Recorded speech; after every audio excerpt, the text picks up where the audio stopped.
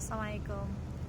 Today I'm going to talk about being careful in who you surround yourself with. There is this hadith that the person is on the religion of his friend, right? It's by Abu Hurairah radiallahu anhu. You can go and check it.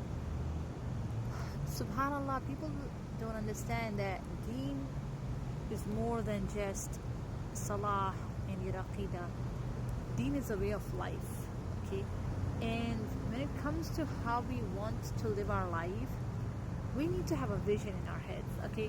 Like, how do I want it? I want it to look healthy. I want to have a two-parent household. I want to have this level of income. I want to be on these. Like, there are multiple aspects to what are you envisioning in terms of what your life is going to look like in future, right? And based off of what your vision is, you need to be careful. You put the people in your life, the ones that will actually take you towards your vision, not the other way around. And I am going to speak specifically with regards to marriage. There is a high rise in divorce in Muslim community, and there are many factors. There are many factors. There is generational trauma.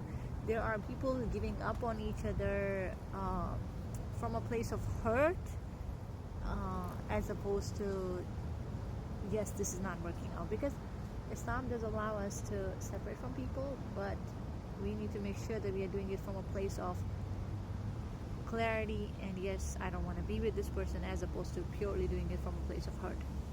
And for that, yes, you need to get help that you need, but other than that, there is also the factor of negativity around us. For some, and rather I should say for a lot of Muslim sisters, now it's social media, right? Muslimah sisters groups, which from what they say is for them to seek advice, somebody to open up to, because they don't want to talk to their family, they don't want to talk to the husband's family, they don't want to tell their friends their business, right? Because they want to keep a good image in front of everybody, but they'll go and ask strangers for advice, which is very interesting, because I don't think people realize that those strangers are going to go back and crawl in the bed and sleep with their partner right after they told you your partner is a narcissist and now your night is ruined, even if your husband brought you flowers that day. Make sense? Just something to think about. And also, men don't do those kind of things, but men go around having friends and they don't realize that you need to make sure that the person you are with guides you towards what is going to be more pleasing to Allah, not your nafs, but to Allah, and is actually taking you towards your vision. What is your vision? Are you trying to build a family? Are you trying to... Because, see, the thing is that it's not that somebody has to intend bad to give you bad advice. Some people are just in a very unhealthy season in their own life, and if you surround yourself with them, then at a time when you are having a weak moment, guess what's gonna happen? You will go and find comfort in them, and they are not gonna be the ones that remind you of the good that your partner has, because Allah does say to us in the Quran that there will be some things in them that we don't like, but they're good for us, right? So every person has good and bad. Nobody's perfect. You have to see which things you can deal with, especially if you have kids involved. See, this is the thing that I'm like, wow. See, people that can say that go ahead, have another wife, or people can say that, divorce, separate, they don't understand. When you become a single parent, you are on your own.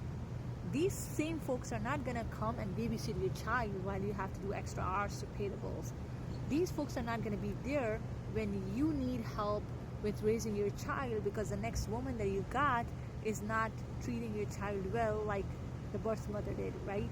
So, brothers and sisters, please be mindful of who you surround yourself with. Look for people that are healed. Look for people that are positive. Look for people who would bring you towards Allah. Look for people who would get you towards your goal. And sometimes you need a person who can tell you that, hey, mama, here, you are wrong. Or, hey, friend, bro, you're wrong here, right? Like, I have my friends, boy, they don't leave any room for me to wiggle. They will tell me the truth as is, right?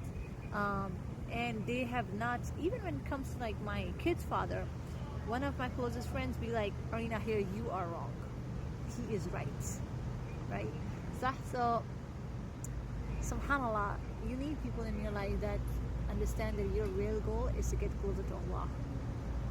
So look for the healed people, look for the people that will actually help you get to a healed place in your own life and would actually help you get to the vision that you have.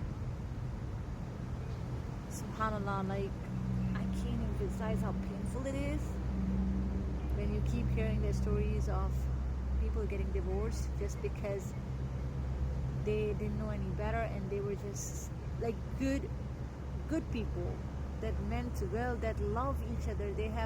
They're just purely in a place of hurt, right? And they're just surrounded by people who are advising them wrong things, and then at the end of the day, advising people, we can't really be like, okay, that's up to them, but the ones receiving advice and acting upon it is really the one that has to think, because it's your family, it's your children, it's nobody's gonna be there tomorrow. Nobody. When you put your child through that, it's just you. Then figure it out. So please be mindful. Please. I'm not sure if it's a hadith or it's but there is this thing that I have heard long ago, that if you go in a perfume shop, then you catch the perfume smell, right? But if you go in another spot, you catch that smell. So it's your friends, your gathering really impacts you. Have one or two people if the need be, not more. You don't need a big crowd, but you need a healthy crowd. You most certainly do. And in many cases, whether you will have a marriage or not, whether you'll stay married or not, really depends on the kind of crowd you hang out with. Just something to think about. Be careful. Assalamu alaikum.